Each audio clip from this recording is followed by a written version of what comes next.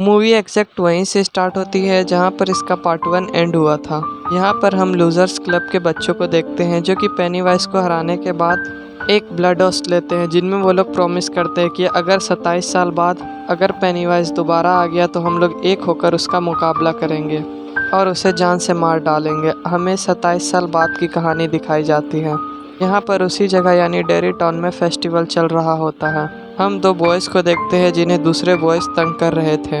अब वो दो बॉयज़ फेस्टिवल को छोड़कर रास्ते में जा रहे होते हैं, तो रास्ते में वो लोग लड़के मिलकर उन दोनों बॉयज़ को परेशान करने लगते हैं। वो लोग आपस में लड़ने लगते हैं। मारपीट के दौरान वो लोकल बॉय उन दोनों बॉयज़ को जख्मी कर देते हैं। उनमें से वो एक फ्रेंड को उठाकर ब्रिज के नीचे फेंक देते हैं। उनके जाने के बाद जो लड़का जख्मी था अपने फ्रेंड को ढूंढने के लिए ब्रिज के नीचे आता है, तो वो देखता है कि रिवर के दूसरे किनारे पर उसके फ्रेंड को एक क्लाउन ने पकड़ा हुआ है। और देखते ही देखते वो क्लाउन अपने खतरनाक और बड़े बड़े दांतों को बाहर निकालता है और उसके दोस्त को काट कर खा जाता है। यहाँ पर यह बात क्लियर हो गई है कि 27 साल बाद पेनीवाइज वापस आ चुका है और लोगों को मारने का सिलसिला भी शुरू हो चुका है। इसके बाद हमें माइक को दिखाया जाता है, क्योंकि 27 साल हो चुके थे तो वो भी काफ़ी बड़ा हो चुका था। अब उस लड़की की डेथ की खबर सुनकर वो भी ब्रिज के किनारे जाता है। वो देखता है कि ब्रिज के एक पिलर पर कम होम लिखा हुआ है, जिसे देखकर वो समझ चुका था कि पेनीवाइज वापस आ चुका है। माइक अब अपने घर आकर अपने दोस्तों की डिटेल्स और उनके फ़ोन नंबर ढूंढने लगता है, क्योंकि माइक ही सिर्फ डेरी टाउन में रहता था, बाकी सब फ्रेंड्स अलग अलग जगह रहते थे। माइक सबसे पहले बिल को फ़ोन करता है, क्योंकि वो एक पॉपुलर राइटर बन चुका था। पहले तो वो माइक को पहचानता नहीं, लेकिन बाद में उसे याद आ जाता है। माइक बिल को मिलने के लिए बुलाता है और वो फाइनली एग्री हो जाता है। इसके बाद माइक बेन को कॉल करता है, जो काफ़ी रिच आदमी बन गया था। पहले तो वो भी माइक को नहीं पहचान पाता, लेकिन बाद में पहचान लेता है। इसके बाद माइक बेवरली को फ़ोन करता है। बेवरली जो काफ़ी रिच आदमी की वाइफ थी, माइक का फ़ोन आ जाने से उसका हस्बैंड उसे मारने लगता है। इसके बाद बेवरली अपने हस्बैंड को मारकर वहाँ से निकल जाती है। इसके बाद माइक अपने एक और फ्रेंड को फ़ोन करता है, जो कि इसके फ़ोन से काफ़ी डिस्टर्ब हो जाता है और वो इतना डिस्टर्ब हो जाता है कि बाथटब में अपना हाथ को काटकर सुसाइड कर लेता है। वो सारे फ्रेंड डेरी टाउन में वापस आ जाते हैं और एक रेस्टोरेंट में मिलते हैं, क्योंकि डेरी टाउन में उनके बचपन की यादें थी। वो अपने बचपन की यादें एक दूसरे से शेयर करते हैं। फिर माइक उन लोगों को बताता है कि उसने किस मकसद से उन लोगों को यहाँ पर बुलाया है। माइक उन्हें बताता है कि आखिरकार 27 सालों बाद पेनीवाइज दोबारा वापस आ चुका है और लोगों की डेथ होना भी शुरू हो गई है, क्योंकि उन्होंने बचपन में ब्लड ओथ ली थी कि हम फिर एक होकर पेनीवाइज का मुकाबला करेंगे और उसे जान से मारेंगे। ये सुनकर वो सब फ्रेंड्स काफ़ी डर जाते हैं, क्योंकि कोई भी अब दोबारा पेनीवाइज का मुकाबला नहीं करना चाहता था। वो लोग एक एक करके अपने फॉर्च्यून कुकीज़ को ओपन करते हैं। फिर फॉर्च्यून कुकीज़ ये सेंटेंस बनाता है, guess Stanley could not cut you. इस मैसेज को पढ़कर वो लोग काफ़ी डिस्टर्ब हो जाते हैं। वो लोग समझ जाते हैं कि कुछ गड़बड़ है और उनके फ्रेंड स्टैनली के साथ कुछ हुआ है। रेस्टोरेंट से बाहर आकर बेवरली स्टैनली को कॉल करती है। यहाँ पर पता चलता है स्टैनली की डेथ हो गई है, क्योंकि उसने सुसाइड कर लिया है। ये सुनकर वो लोग और डर जाते हैं और एक एक करके वहाँ से जाने लगते हैं। लास्ट में माइक बिल को अपने साथ रुकने पर एग्री कर लेता है। वो बिल को उस जगह पर लेके जाता है जहाँ पर वो रहता था। वो एक लाइब्रेरी थी। फिर माइक बिल को पानी में ड्रग मिलाकर पिलाता है, जिससे उसे विज़न आना शुरू हो जाती है। फिर माइक उसे एंशिएंट पिरामिड दिखाता है, जिसमें पेनीवाइज को कैद कर सकते हैं। माइक बिल को बताता है 18th सेंचुरी में एक अमेरिकन ट्राइब ने एक रिचुअल परफॉर्म करके पेनीवाइज को इस एंशिएंट पिरामिड में कैद किया था। वो इस ट्रैप से निकल आया था और साथ में उसका एंशिएंट पिरामिड भी चुरा कर ले आया था, ताकि पेनीवाइज को कैद कर सके। विजन की वजह से बिल वो सब चीज़ देख लेता है।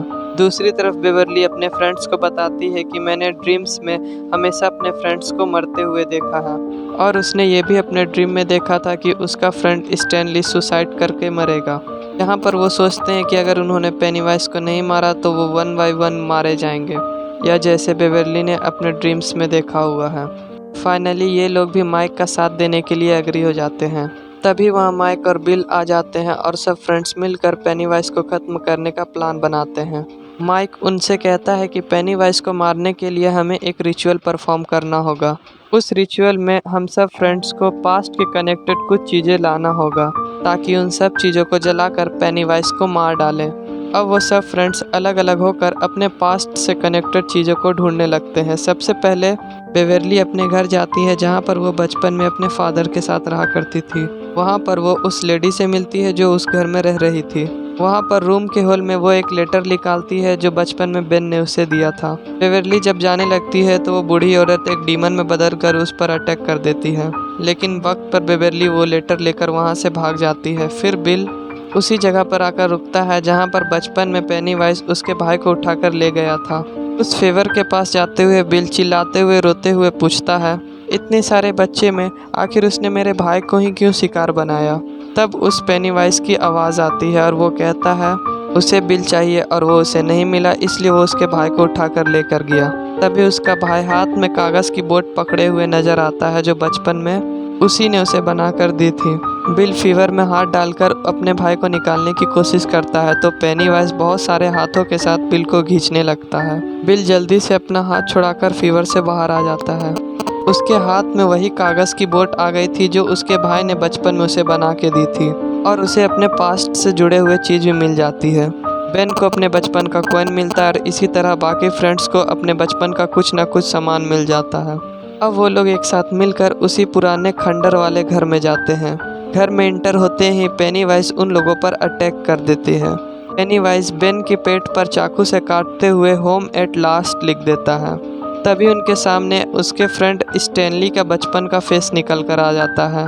उसके फेस से स्पाइडर की तरह बहुत सारे ऑप्टिकल्स निकलते हैं। वो रिची पर अटैक कर देता है जिसे बेन और बिल दोनों मिलकर बचाते हैं। सब लोग घर के अंदर उस कुएं में जाते हैं। वहाँ उन्हें एक खुफिया रास्ता मिलता है जो कि उस घर की काफ़ी बड़ी गुफा थी। वो लोग गुफा के अंदर जाते ही उस जगह पहुँच जाते हैं जहाँ पर फर्स्ट टाइम पेनीवाइज हमारी दुनिया में आया था। अंदर जाते ही उन्हें काफ़ी बड़ा स्ट्रक्चर दिखाई देता है। वो लोग एक एक स्ट्रक्चर के सामने जाकर खड़ा हो जाते हैं। माइक एंशिएंट सेरामिक को बीच में रखकर उस पर आग लगा देता है और सब लोग अपने पास्ट से जुड़े हुए वो चीज़ें को डाल देते हैं और रिचुअल करने लगते हैं। वो लोग बार बार एक ही लाइन रिपीट करते हैं, यानी टर्न लाइट इनटू डार्क। तभी उन्हें 3 लाइट ऊपर से नीचे उस एंशिएंट पिरामिड में आते हुए दिखाई देते हैं। असल में ये तीनों लाइट उस पेनीवाइज की असली फॉर्म थी। तीनों लाइट उस एंशिएंट पिरामिड में चल जाता है जिसे माइक ढक देता है। तभी उनसे एक बहुत बड़ा बैलून निकलता हुआ आता है और वो बैलून फट जाता है।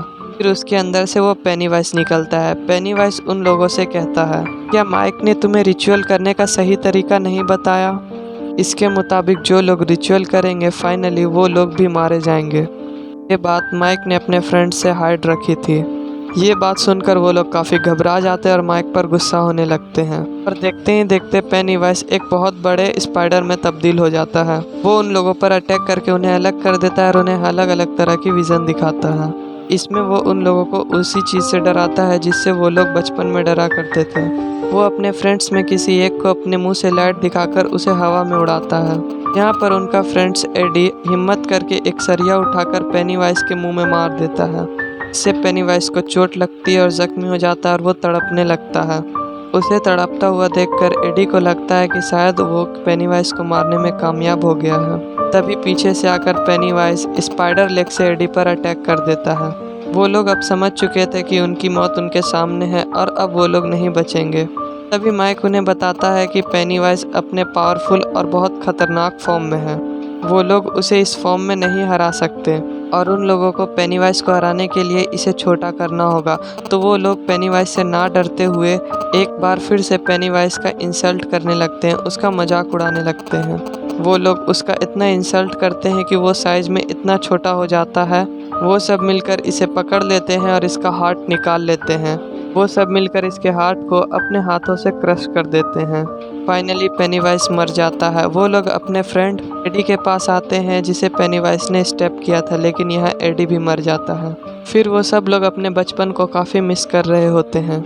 इसके बाद हमें उनके फ्रेंड स्टैनली जिसने सुसाइड कर लिया था, उन्हें उसका लेटर मिलता है जिसे मरने से पहले उसने उन लोगों के लिए लिखा था। वो लिखता है कि माइक की कॉल आने के बाद वो काफ़ी ज़्यादा डर गया था।